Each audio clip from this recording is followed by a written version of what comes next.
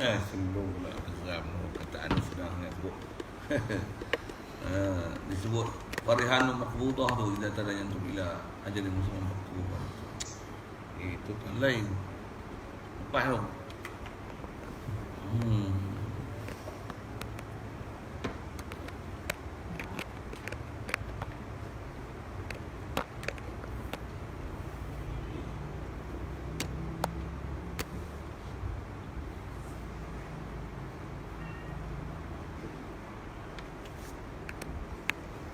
Ayat tadayantum sebelah ni atas ni.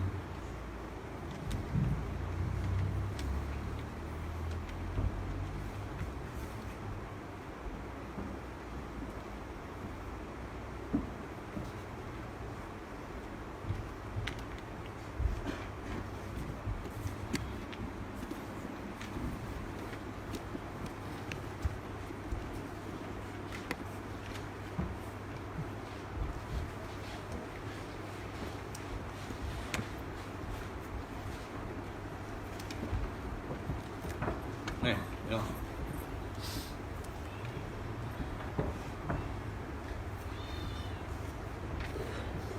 Wa in kuntum ala safarin وإن كنتم على سفر ولم تجدوا كاتبا فرهان مقبوضة. Itu lah. Tak itu dia. Sebelah tahlil. وإن كنتم على سفر ولم تجدوا كاتبا فرهان مقبوضة.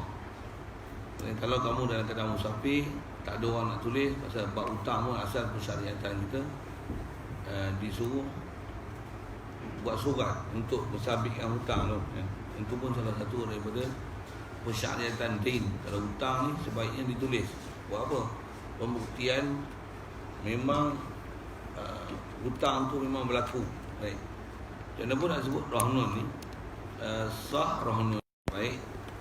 Baik, apa gadai? Wa huwa rahnun ni ja'lu ainin, menjadikan akan satu ain yajuzu bai'uha, harus oleh nak baik akan dia ain ini wasiqatan. Jadi jadikan satu ain ni asal dia mestilah ain yang yajuzu bai'uha, ain yang harus jual dengan dia.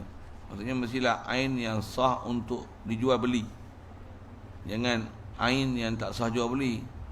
Gadai apa? Gadai rimau, singa, gadai taik lembu untuk jamin hutang dibayar. Tak kena lah. Mesti benda yang yajuzu bai'uha. Baik. Ja'lu ainin, jadikan apa? Ja'lu ainin maf'ul sani bagi ja'lu wasiqatan. Jadikan ain tu sebagai wasiqah, sebagai perteguhan. Tu asal mana wasiqah asal? Wasaqa. Wasiqatan sebagai jaminan, cagaran, itu bahasa kita lah ni, sebagai perteguhan bidaini dengan sebab hutang. Jadi hutang 10,000, apa nak jamin bayar ni? Rantai emas harga berat 20 gram misalnya. Buat apa ni? Wasiqatan bidaini, supaya jadi wasiqah, jadi cagaran, itu kot jadi perteguhan, jadi sandaran. Itu bahasa-bahasa yang dipakai wasiqah tu. Bidainin ja'lu menjadi pasal apa? Bidainin bisabab bidain, dengan sebab hutang. Jadi hutang, faham tu, dain rahnun, dia takkan ada gadai semata-mata, tapi gadai adalah disebab hutang. Jadi faham tu. Itu kita sebut sekali lalu, untuk ada rahnun mesti ada dain dulu. Dia tak ada rahnun dulu, melainkan dain. Mesti ada dain sebelum dia. Melainkan ada masalah lepas yang dia kata, kau hutanglah, aku jamin. Kan ada kes macam tu kan, kita sebut itu kafil, jamin, masalah penjamin. Jadi sah ke penjamin tu? Sah kafil macam tu. Ke depan ada juga masalah khas, masalah penjamin. Jadi inilah guna gadai sebagai perteguhan, jaminan, cagaran, sandaran bila hutang tak boleh dibayar. Yang dia kata fungsi rahnun ni yustaufa minha, disempurnakan minha daripadanya ain ini inda ta'azzuri wafaihi ketika teruzur menyempurnakan dia dain wafaihi wafai dain hutang 10,000 tak boleh bayar mana kata mah itu jual lah tu katalah boleh jual harga hantar itu 12,000 10,000 hak dia 2,000 lagi balik pada orang yang berhutang siapa barang gadai tu harga lebih daripada hutang yang sepatutnya dia kena bayar. Yang tu pun kena faham juga bab tu. Dia bukan bila tak bayar hutang lebuh barang gadai. Tak, dia tak lebuh. Seandainya barang gadaian tu tak cukup nilai untuk bayar hutang, maka kena tambah lagi lah hutang. Bayaran daripada pihak yang berhutang. Katalah hutang 10,000, jual kata meh tu dapat 8,000. Tu habis maksimum tu. Paling mahal lah harga orang boleh ambil dengan harga pasaran. Jadi kena bayar 2 hutang 2,000 lagi. Pasal hutang je bayar asal dia. Kemudian kalau hutang 10,000, harga rantai tu 15,000. Jangan ambil balul semua. Yang ni lah amanah yang kena ada pada orang yang pegang gadai. Madin, bukan madin, rahnun orang murtahin, orang pegang gadai. Murtahin orang yang pegang gadai.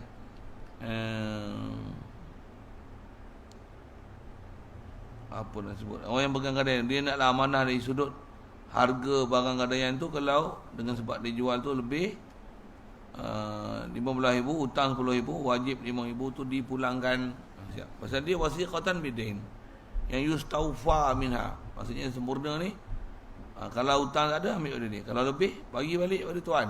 Ni disiplin. Inda ta'adzuri wafa. Dan tak boleh jual semata-mata, melainkan jual ni inda ta'adzuri wafa, ketika teruzur untuk sempurnakan dia, untuk bayar hutang. Wafa idain.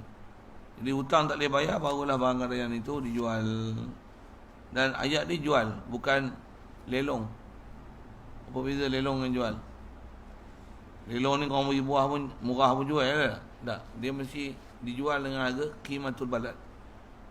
Pasal bila dia bagi serah kat orang yang berhutang, orang yang beri hutang ni untuk pegang barang gadaian dengan temah tu contohnya, bila tak uzur untuk bayar hutang, dia takkan boleh jual rantai orang temah saya bagi contoh tadi, apa benda yang digandai, melainkan mestilah mengikut harga yang istilahnya harga pasaran. Dia tak boleh jual dengan harga sewenang-wenangnya dia nak jual. Kalau lebih mahal lagi pada harga pasaran lagi bagus. Sebab dia pandai berjual namanya.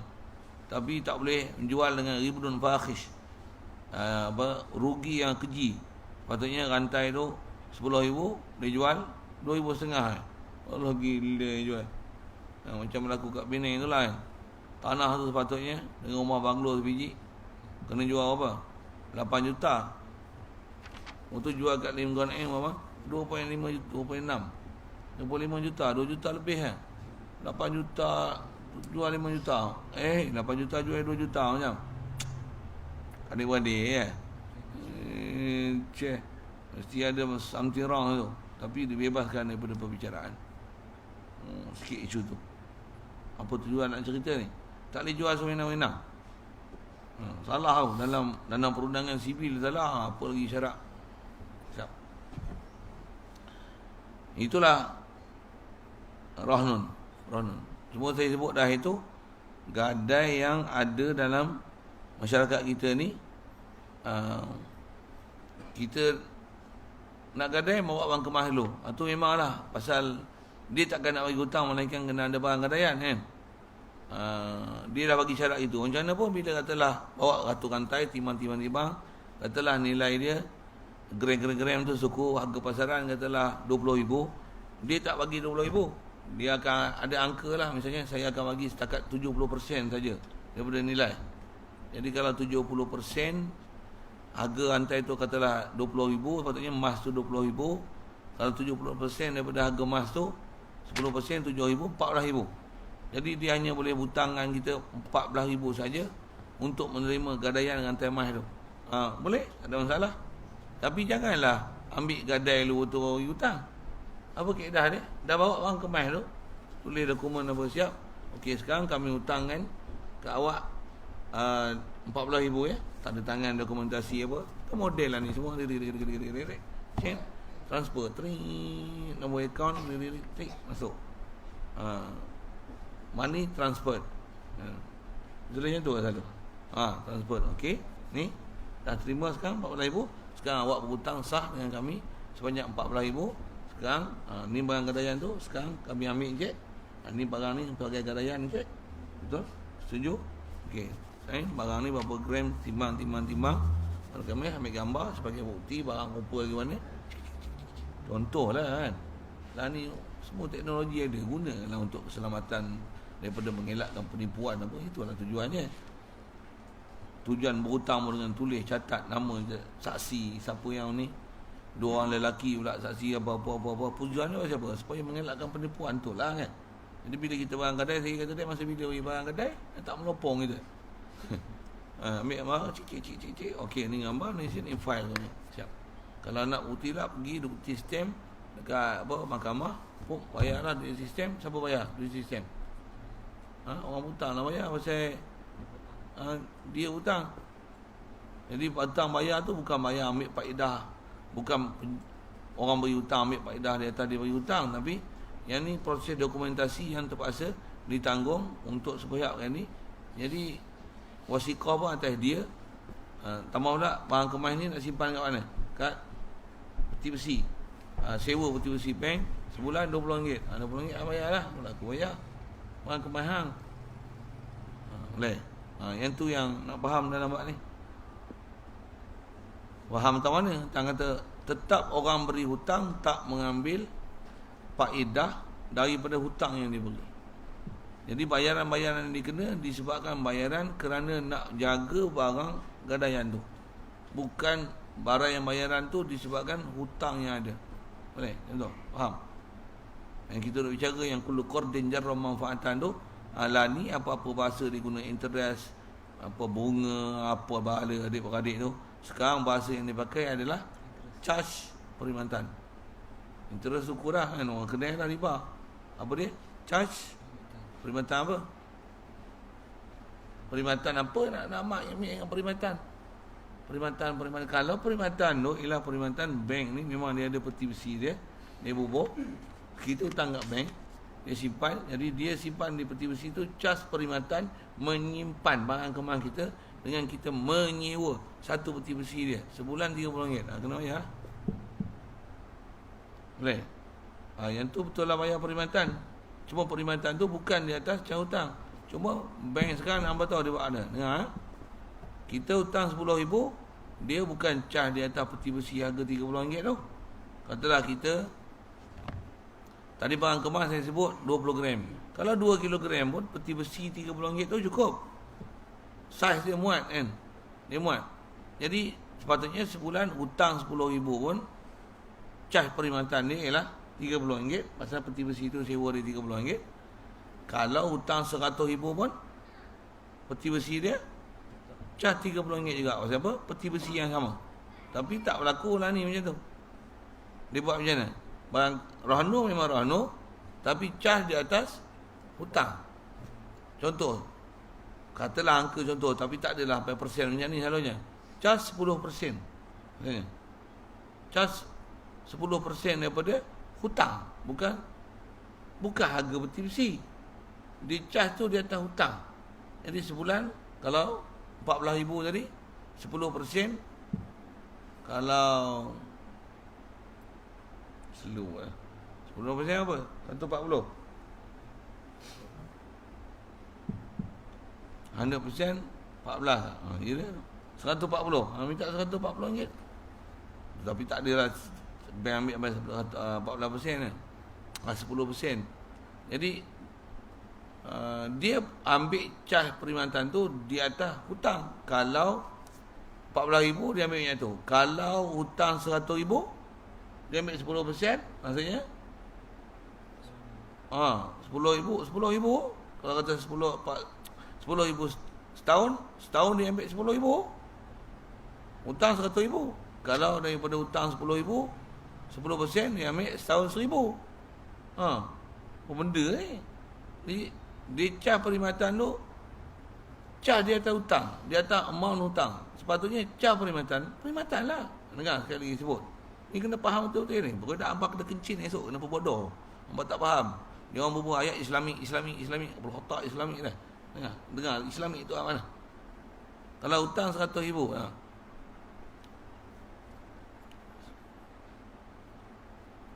katalah kena proses dokumentasi, jurutype dia, siapa saksi, apa-apa kan. Buat fail kertas ni, upah komputer dia kena duty stamp, peguam dia macam ni. Kena bayar apa? RM500. Katalah RM500 tu. RM500 tu dia kata charge per perkhidmatan pasal dokumentasi, proses dokumentasi. RM10,000 pun RM500, RM100,000 pun RM500, RM1,000,000 pun RM500 je lah. Pasal apa? Kertas banyak tu, cuma angka je tukar. RM10,000 pun tulis RM10,000 tu, RM1,000,000 pun RM1,000,000. Boleh? Pergi jumpa peguam banyak tu, seorang tu, sign pun banyak tu, duty stamp pun banyak tu. Jadi RM1,000,000 pun cas perkhidmatan apa? RM500. Hutang RM1,000 pun cas perkhidmatan RM500. Pasal proses yang sama untuk dokumentasi tu. Tu betul. Tapi kalau dicas di atas amount hutang, riba, tetap riba. Itu yang bagi celek, kena celek Islam. Yang ni yang mengaji dia tak boleh bodoh dia. Kalau tak kita jadi bodoh, lembu cik hidung. Dia kata ni cas perkhidmatan kita pun. Yang ni cara Islamic banking kita pun anggap Islamic banking. Dia bukan Islamic, it is only a gimmick. Saya selalu sebut itu dah. Apa yang perkataan tu? Baik.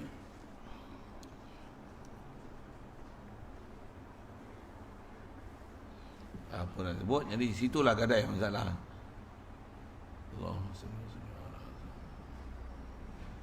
Kalau katalah macam kita bicara lepas, apa yang kata apa? Kamu gadai barang ni, kami bagi hutang.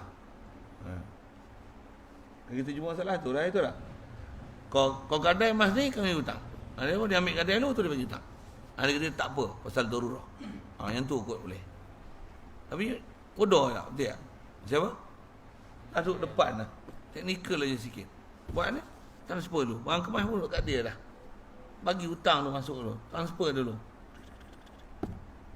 Transfer. Okey, nampak? Buka akaun. Buka sekarang ni, cek. Dia kira laptop ni. Tekan. Buka. Nampak akaun? Buka nombor akaun nampak? Buka. Nampak baki berapa? Cek. Dapat? Okey. Sah hutang. Jadi dah masuk hutang. Ini kami terima. Itu je. Apa payah ni? Apa cerdik ni? Waktu saya, kalau sebut tu, saya tak ada sebaran. Saya buat payah sangat nak buat hukum syarak. Tak ada iman ke? Ayat dia macam tu lah. Dia ganggu buat hukum Islam. Hukum Allah Ta'ala ni, dia masih tak ada pasal lain. Mesti pasal iman, tak iman. Orang iman macam mana? Mesti dia arrange ikut perintah Allah Ta'ala. Baik, fala yasihu rahnu waqfin. Rahnun, fala yasihu rahnun wukifa aja. Wa ummu waladin, tak sah gadai. Gadaian mana? Wukifa. Jumlah tu jadi naat bagi rahnun. Rahnun mana? Rahnun yang wukifa, yang telah di wakaf. Fikir sikit. Siapa benda wakaf tak boleh gadai? Mana boleh jual?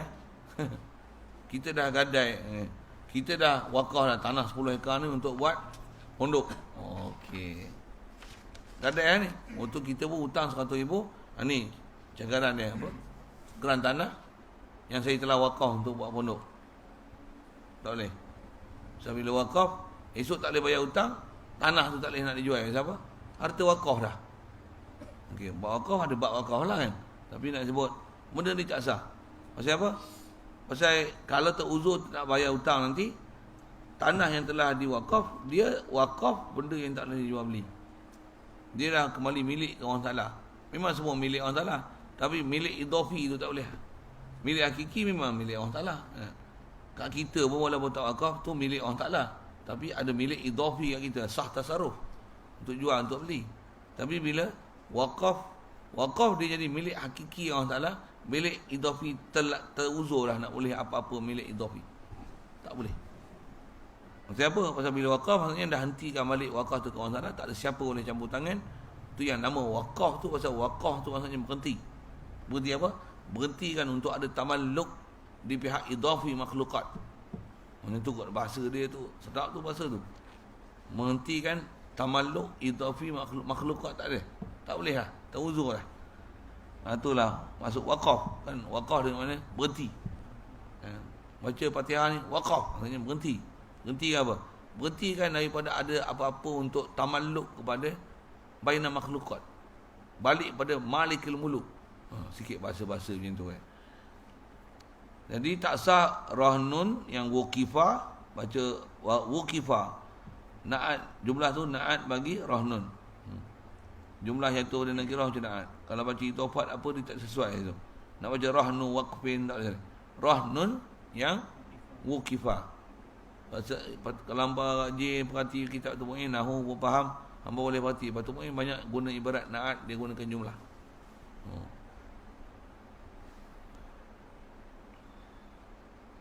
Saya belajar insya' dulu kat masa sekolah.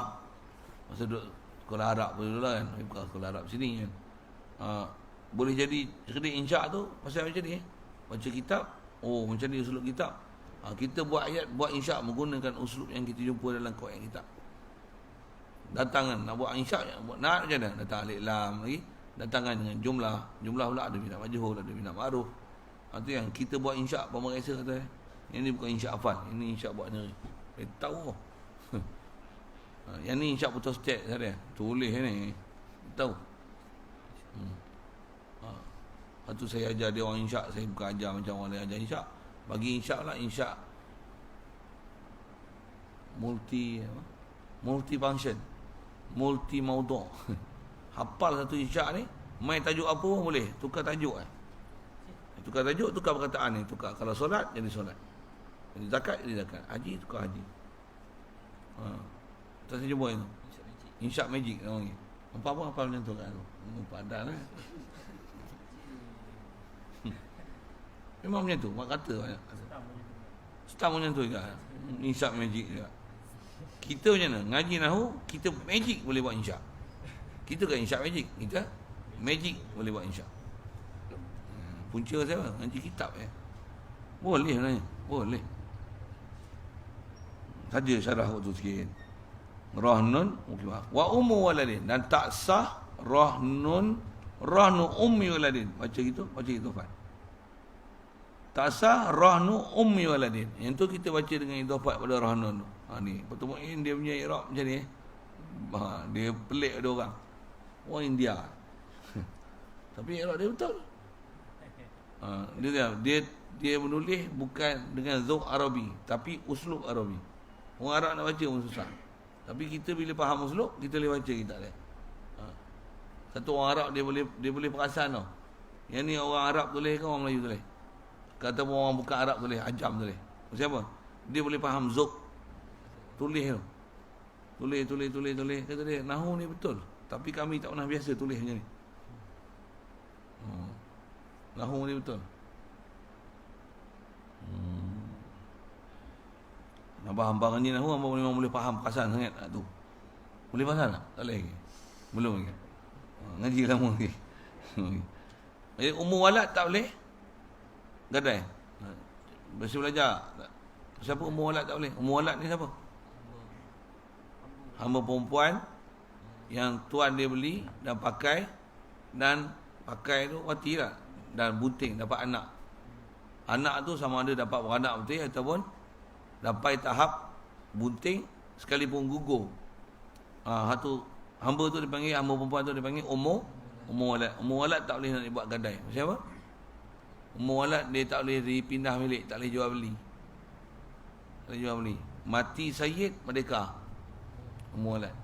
Jadi dia istilahnya dia macam hukum harta wakaf dari sudut tak boleh pindah milik. Kalau kita tak boleh bayar hutang pun, umur walad tu nak boleh buat apa? Umur walad bila kita dah pakai, lepas tu kita tak mau pakai, kita nak kahwin dengan orang lain supaya orang lain tanggung nafkah dia, sah. Dia ada istilah istibra', mesti ada lah. Supaya jangan mencampur benih, syariat tetap menjaga semua benda tu. Jadi bila dia jadi isteri orang, dah tak kita tak boleh lah pakai. bila isteri orang, tetap nanti bila kita mati dia menikah. Dia menikah. Tu mualat. Satu, dia tak boleh dijadikan barang gadaian. Ya. Jadi sah rahnun bi ijabin wa qabul, dengan ijab dan qabul. Kena ada ijab dan qabul. Yang saya sebut, kalau apa-apa dengan nama sistem perbankan tu apa, bagilah ada ijab qabul. Cuma ijab qabul untuk rahnun ni dia mesti ba'da dain. Yang tu asalnya. Itu kita ada bincang apa itu sebut. Yang agromas buat tu, yang jual emas tu. Tapi buka jual emas tapi dengan kaedah loan, beli emas, buka akaun emas. Agrobank ada macam tu. Dia macam ASN, tapi bukan ASN biasa. ASN bukan ASN, dia beli emas. Kita duit tak ada, macam mana beli emas? Diserah diri, bagi IC, buat personal loan untuk beli emas kat bank dengan duit loan tu. Jadi beli emas kena beli personal loan, kena hutang. Lepas tu beli emas, lepas tu bila beli emas tu kita punya. Tapi tak dapatlah masa tu.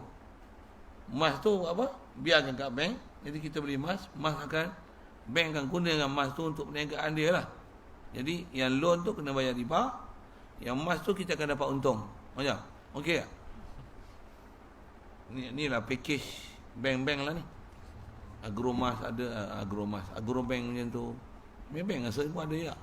Kalau kita memang beli emas bukan melalui personal loan tu, yang tu tak ada apa. Cuma emas tu tak ada di tangan. Itu je sikit.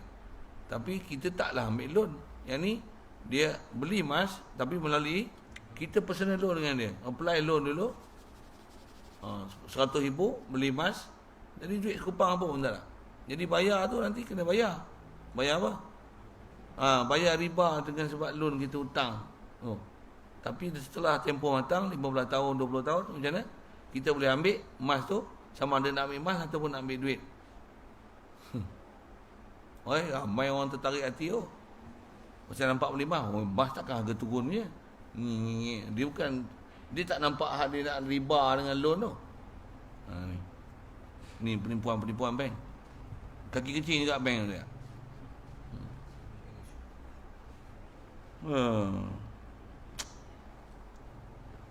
Pasal apa saya sebut itu? Saya nak cerita muamalah bank ni.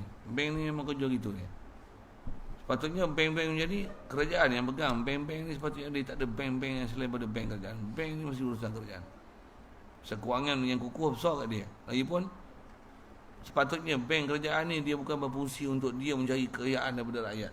Tapi dia sebagai penjamin ataupun penanggung, ataupun lagi apa nak sebut, dia sebagai dasar untuk menjadi tonggak menampung kesusahan rakyat, untuk dia jadi sebagai bank lah untuk membantu kesusahan rakyat. Jadi kalau dia susah, bagi dia hutang, ada cagaran, tak boleh bayar, jual tu, ambil balik duit dia. Itu saja. Dia takkan ambil sebarang keuntungan daripada hutang yang dia beri. Ini baru bank betul. Kalau tidak, dia bukan bank. Dia bengong. Ini arwah Pak Teh punya. Arwah Pak Teh. Arwah Pak Teh memang betul. Dia takkan sebut bank, melainkan dia sebut bank. Bank, bengong. Pergi simpan duit kat bank bengong tu tak apa kan. Bank, mesti bank bengong dia sebut lagi. Saya tolong syarah pasal apa bank bengong tu. Pasal itu lah. Sepatutnya bank ni dia bukan di swasta kan. Bank ni sepatutnya dia ada di bawah pentadbiran kerajaan. Yang istilah kerajaan bank Islam ni, bank dalam kerajaan yang dalam pentadbiran Islam, itu nama dia Baitul Mal. Baitul Mal. Rumah harta. Jadi maksudnya pembendaraan kerajaan. Itu bank lah. Baitul Mal tu bank.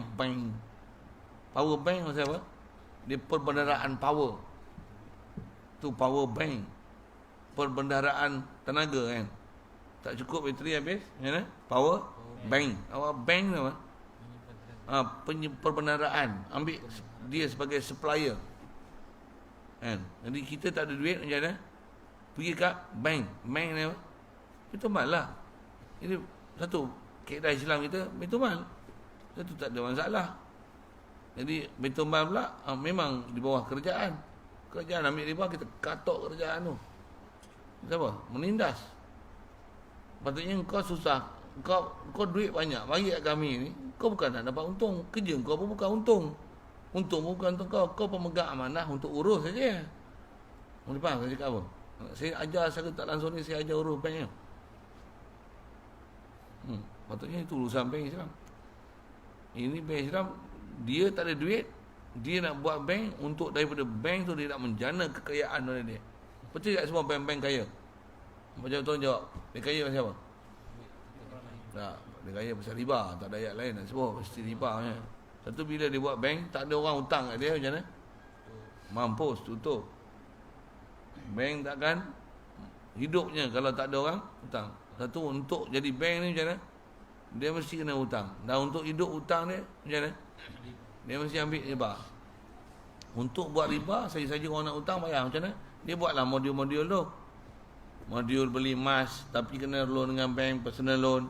Modal apa? Mau beli projek kena ambil personal loan dengan kerajaan. ESN personal loan dengan bank. Lepas tu personal bank, lepas tu hutang dengan kami, melabur kat kami balik. Kelakar. Hutang dengan kami, melabur kat kami balik. Buat apa? Baik kau simpan duit kau pergi berniaga, kau jadi kaya. Ni saja nak bagi kau orang hutang, betul? Melabur kat kami. Apa baiknya bank nak bagi orang melabur kat dia?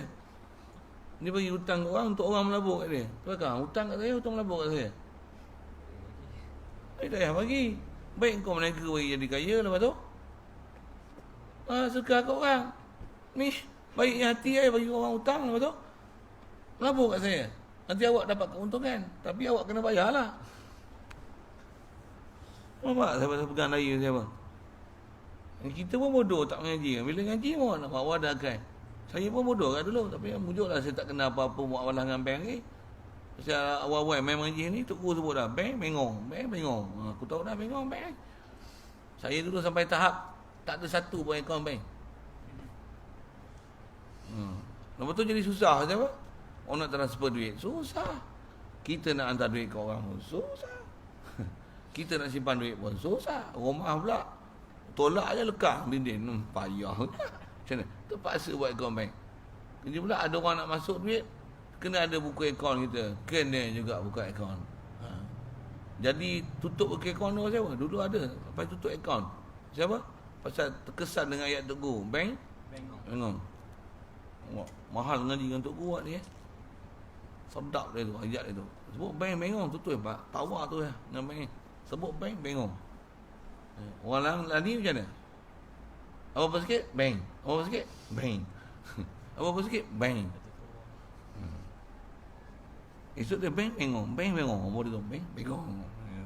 Oh dia kena ayat tu baru dia akan mindset kan. Bank ni bengong. Tambah nak hutang pergi bank bengong. Kredit kad bengong. Kredit kad bengong. Mastercard bengong. Apa lagi kad-kad yang jadi hutang ni? Visa card. Debit card tak apa. Visa card bengong. Lagi American card Express bengong. Buah tu bengong. Hutang lagi apa lagi? Saja saya nak sebut bengong tu kan. Overdraft. Overdraft. Dah nama pun over kan. Apa tak biasa ngaji pun tak tahu, tak faham. Saya sebut tak faham, saya sebut apa? Overdraft apa ni. Tak faham. Kan overdraft lah. Dah over kan. Hutang tak, duit tak ada. Overdraft. Over limit lah. Duit lah tak ada, overdraft. Tapi dia bagi. Dia bagi keluar. Tapi kena ambil overdraft. Tu pun jadi cah tu macam Mastercard, credit card itu. American Express.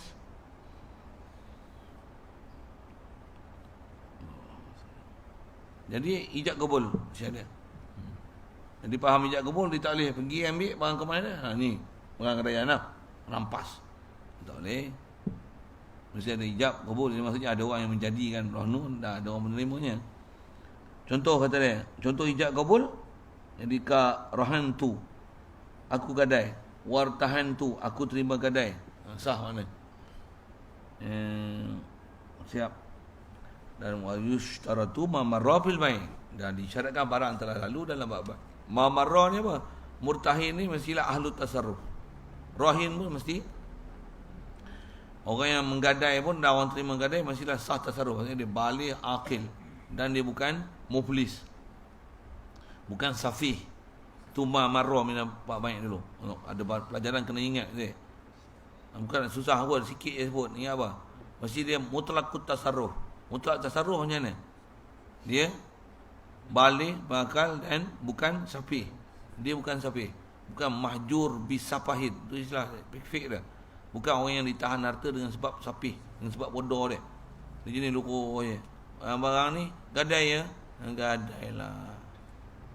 Ni aku nak pergi hutang kat orang ya. Pergi hutang lah. Tu safih, bodoh. Dia akan terencat, ada masalah,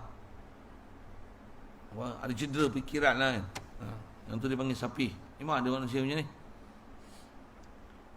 Satu dia orang macam ni, dia mesti ada waliul mal dia. Orang jaga harta dia siapa? Orang mana tu? Kita pun kadang terencat juga apa ni. Tambah pula kalau kita sebagai mak bapak ada anak-anak kita yang terencat akal. Bukan terencat akal macam saya sebut okey juga ni. Terencat akal macam mana? Duit ada, dia buat apa? Dia isap okok. Ya apa? Pergi cyber cafe duk main game. Terencat akal tu. Terencat akal lah. Main ngecong. Beli bunga api. Lagi sport toto pun dia tekan. Dadah, ketung. Macam mana? Wali luar pegang harta dia. Haram serah kat dia. Pasal apa? Dia mahjurun bi sabahin. Mahjurun bi tasarruf benda muharramat, benda haram. Jadi mana boleh bagi harta kat dia? Bagi harta kat dia, dia rosak. Tak boleh bagi dia pegang. Kau nak pegang, kau nak ambil belanja, kau minta izin kat aku. Tak ada aku sepak. Tu sepak tu kan. Tak boleh bagi. Melainkan ada masalah-masalah tu pun dah di atas sapahin dia dan tak boleh percaya pula. Khianat pula macam mana. Kau nak apa? Cakap aku beli. Aku ni bapak kau. Dia tak mau percaya kat kita. Aku ni bapak kau. Aku tahu apa baik untuk kau, apa buruk untuk kau. Kalau aku ni bapaknya, bapak boya tu, bapak rimau tu, aku bahang kau lama lah. Bagi mampu kau pernah bela. Buah pergi bahasa itu lah. Dia bahasa kasar saya cakap tu. Tak adalah bapak cakap macam tu kan lah. Tapi bahasa dia macam tu lah katanya. Hampa tak percaya kat aku. Yang aku ni bengong tengah mana tu nak bagi hampa sepik. Aku tak bagi tu maksudnya tak elok lah tu. Kalau bagi tu maksudnya kalau ada aku beli, aku bagi weh.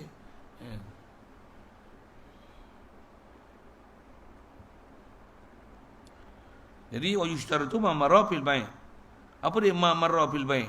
Antaranya kita sebut baligh berakal lah. Mutlaq tasarruf, bukan mahjur bisafahin. Antaranya minal ittisalil lafzain. Antara yang dia nak peringatkan adalah min tu bayan daripada ma marra. Bila ada ma marra, ada min jar majrur menjadi, dia selalunya lil bayan. Apa dia ma marra fil bai'? Min ittisalil lafzain, daripada bersambung dua lafaz. Boleh terjemah min tu iaitu. Pasal apa? Yang ertinya. Boleh tak? Yang ni pun kalau ngaji nahwu nanti saya ajar tu. Macam mana nak sebut?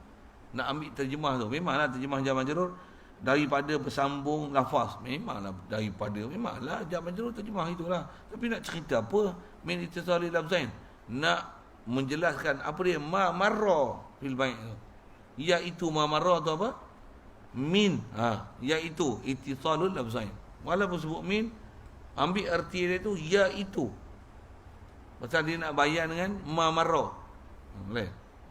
Ni tu kaedah nak ngaji terjemah dan kaedah mengaji untuk nak tengok ibarat asal Arab macam ni, tapi macam mana nak ertikan dia dengan huraian bahasa Melayu. Bayan tu macam mana? Jar majrur lil bayan.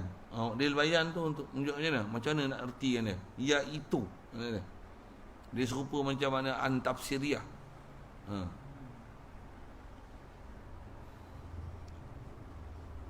Wa tawafaquhuma maknan, dan muafakat oleh keduanya. Faham tu? Rahin wal murtahin. Rahin orang menggadai, murtahin orang pegang gadai. Rahin orang menggadai, murtahin orang ifta'ala, irtahna, orang yang qabul. Ada murid mutawa'ah, gadai itu dapat kat dia. Murtahin orang yang terima gadai, orang pegang gadai, orang menerima barang gadaian. Murtahin. Bainahuma tawafukuhuma rahin wal murtahin. Tawafuk apa? Maknan. Maksud maknan ni sifatan. Apa tawafuk maknan? Tempoh apa lama? Untuk siapa nak bayar? Untuk tu maknan tu, sifatan, sifat-sifat gadaian yang nak dipersetujui tu.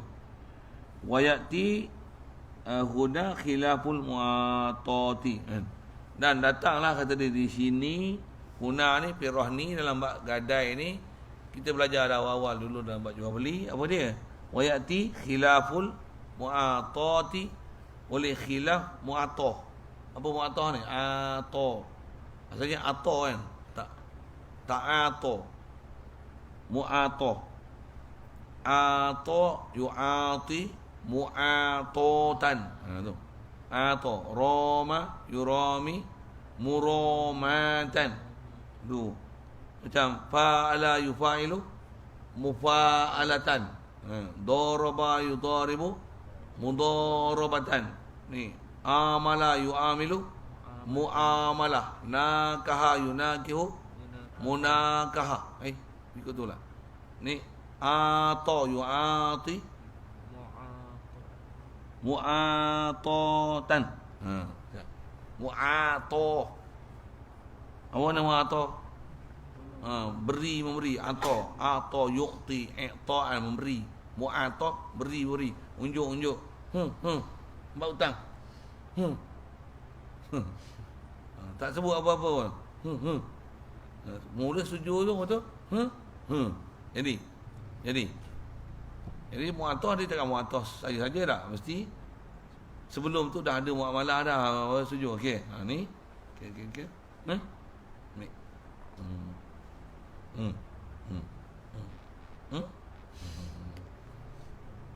Macam kata pingu itu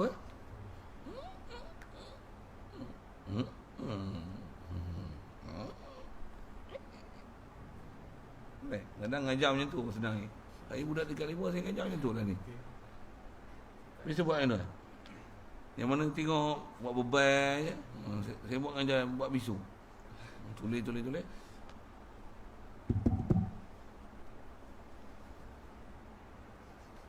Tulis je lah apa dia. Ni muntadak. Kita cakap dia tak boleh dia buat tengok luar, tengok motor. Dia buat pekat badak ya. Kita bagi pekat silent terus tunjuk dengan isyarat ya. Nah. Budak dia kena cek jalan. Sabak tu buat. Dia tak faham macam mana? La ilaha illallah. La haula wala quwwata illa billah. Tu marah tu. Wa yatiuna khilaful mu'atah. Bi ijabin wa qabulin min ahli tabarru'in. Dia marah kat tu kan, tapi disebut sekali lagi. Kalau faham daripada syarah pun min ittisal wa min ahli tabarru'in. Dia kata tak? Iaitu antara mamarah ni mestilah rahin dan murtahin ni dia ialah ahlu tabarru'in. Jadi orang yang menggadai pun syarat dia mesti ahlu tabarru', mestilah yang menggadai pun ahli tabarru' lah juga. Okey.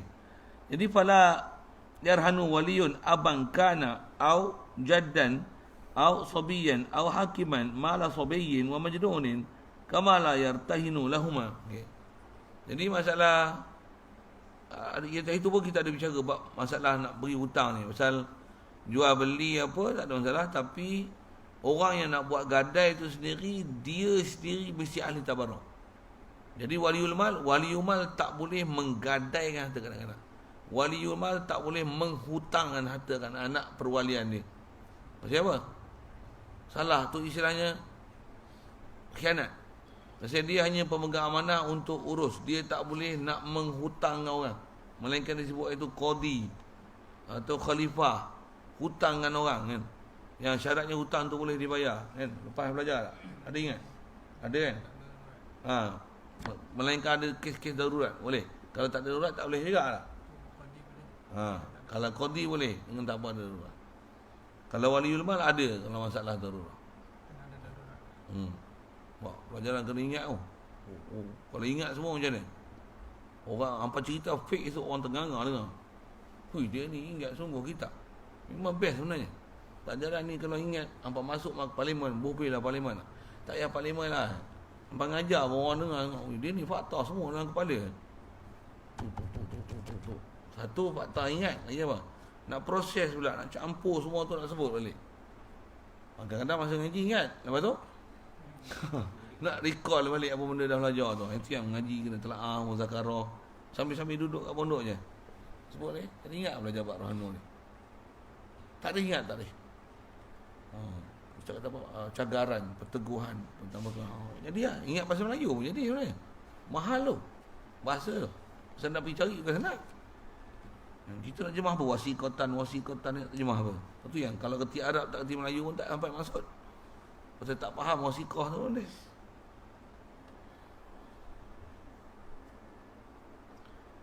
Jadi fala yartahinu waliyun aban kana au jaddan, bapa adalah waliul mali ataupun jaddan, au wasiyan ataupun adalah orang yang diwasiat, au hakiman. Okey. Sekali lalu tu hangpa faham tak tu? Yang tunjuk apa tu? Siapa dia waliul mal? Waliul mal ni selalu sebut ni lah. Waliul mal kanak-kanak siapa? Bapa. Bapa tak ada, datuk. Datuk tak ada, wasi. Siapa wasi? Orang yang diwasiatkan. Datuk pun nak mati dah, tengok anak dia kecil, cucu dia kecil-kecil lagi, anak dia kecil-kecil lagi, macam mana? Dia bagi. Kalau aku mati, aku wasiatkan kau jaga harta anak aku. Dia orang yang diwasiat, dia keutamaan untuk dia jaga. Wasi. Kalau wasi tak ada, hakim. Ni tertib waliul mal. Ambil duit ni. Nak ngaji saja jumpa kat dia, jumpa dalam bab qadi esok tu. Tu pun dalam bab qadi ada kitab tak cerita masalah waliul mal. Sini tempat-tempat yang kita jumpa. Kadang-kadang kita bukan jumpa dalam bab ni, jumpa dalam bab lain. Jadi waliul mal, bapa, datuk, wasi, lepas tu hakim. Satu hakim kerja besar. Pasal apa? Dia adalah waliyun liman la waliyah. Okey, faham? Orang perempuan tak ada wali, siapa wali? Itu wali nikah, wali harta. Anak, bapa, tok wan, wasi tak ada. Mak ke wali? Tak. Waliul mal ke mak? Waliul mal, hakim, qadi. Qadi ni kerja besar lah ya. Jadi anak yatim tu semua dalam tangan dia, harta dia. Dia pemegang amanah, akaun semua dalam dia. Tak perlu buat sekolah anak yatim. Kalau orang nak sara, bagus, kebaikan. Tapi kuasa mentasaruf harta anak-anak yang nama tak ada wali ni, qadi. Satu kaedah kita bila perempuan tak ada wali, sama? Qadi. Betul apa? Kita faham, tak ada wali hakim. Itu je lah. Apa kerja dia? Nikah je tahu. Yang harta tak main beli. Sedangkan harta pun tanggungjawab dia. Dia lah. Maksudnya, dia ni istilahnya wakil pemerintah dan wakil kerajaan tu. Kerajaan ni besar tu. Jadi khalifah ni, dia lagi besar pada mak bapak dia. Maksudnya apa? Ramai rakyat yang semua yang sepatutnya di bawah pemerhatian pemerintah Islam, semua di bawah urusan dia. Boleh faham? Kalau bapa ni cakap anak dia, tok wan anak cucu. Suami isteri je ataupun isteri-isteri. Ketua kampung, khalifah, qadi, siapa yang di bawah daerah jajahan dia. Ni kita belajar pentadbiran ni.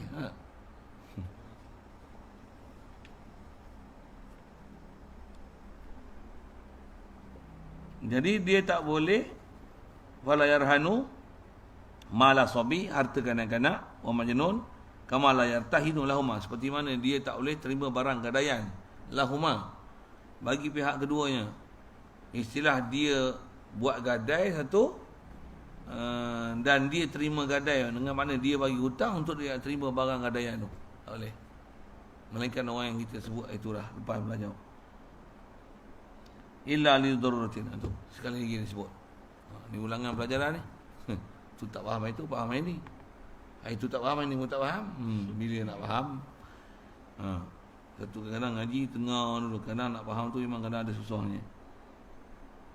Wa ghibtatin zahiratin au li daruratin au ghibtatin zahiratin. Kerana ghibtah yang zahir.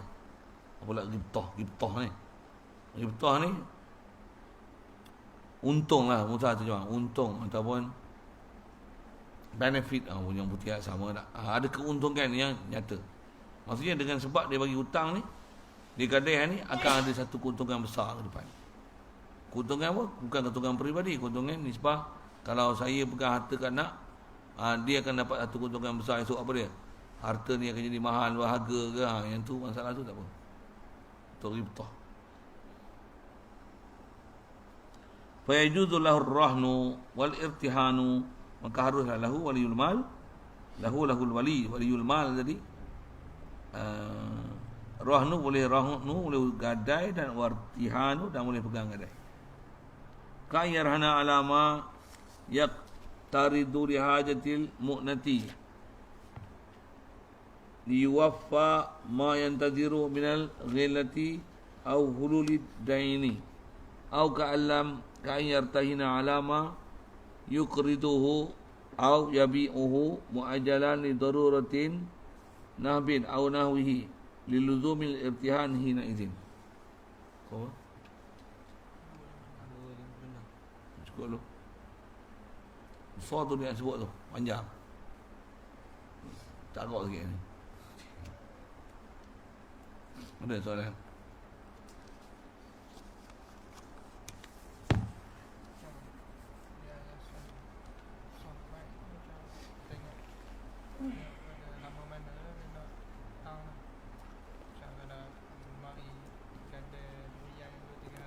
Oh, tak boleh durian bukan barang dagang, betul.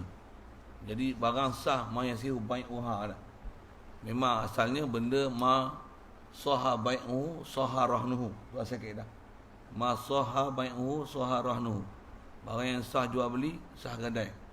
Macam mana pun gadai walaupun sah jual beli, tapi orang takkan gadai terima barang gadaian durian. Memang sah jual, betul tak? Selalunya dia benda-benda yang tahan lama. Macam mana pun prinsip dia setiap sah jual, sah gadai. Cuma selalunya tak akan ada orang menjadikan barang gadaian, melainkan benda-benda yang istilahnya dia tahan lama, harga pula tak jatuh dan tak susah nak jaga. Walaupun kalau ada benda-benda macam itu sah belaka bila dia sah dijual. Tapi biasanya waliban orang buat barang gadai ni, orang tak jadikan aku hutang 10,000 ni aku gadai durian, jaminan untuk bayar.